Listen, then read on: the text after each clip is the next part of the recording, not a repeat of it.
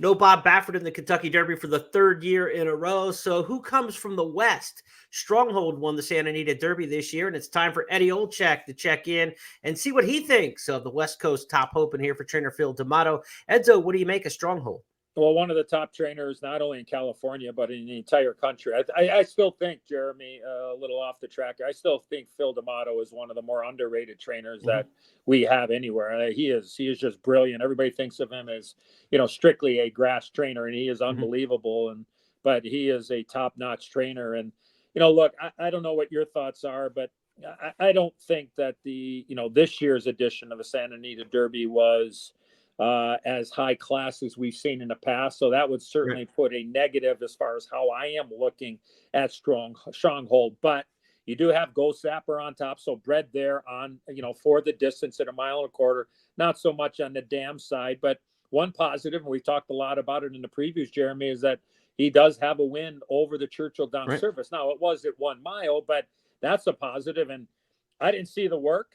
But on April 20th at Santa Anita, I mean, look at, and the one thing I will say before I give the time, Phil D'Amato's, I mean, I don't know him to be a guy that really kind of, sends his horses, you know what I mean? And this horse has had a couple of really quick works. And, maybe I think there's a lot of speed. Maybe Stronghold's going to be a lot closer.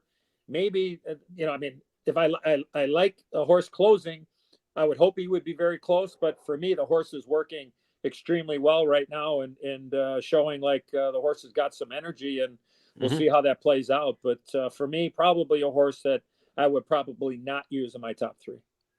Stronghold does have that race over the track at Churchill you talked about, in one of the most incredible maiden races you're going to see in any Kentucky Derby lead up, because the Wood Memorial winner, Resilience, was second, the Lecomte winner was third, and the Santa Anita Derby winner ended up winning that maiden race, a 1/3 mile back in October at Churchill. Would it be something if that trifecta repeated the first Saturday? Hey, you might as well just box it now. Just, you don't want to get caught in that one there. That you hear it all the time. Live races. Well, that race, as you pointed out, a very live race back on October 1st, and you might as well take $6 and box them up, because if it comes back, you're gonna miss out on a nice little return if that does hit. All right, get to the windows now and get to your accounts. Be sure to play the Kentucky Derby with First Bet and Xpressbet.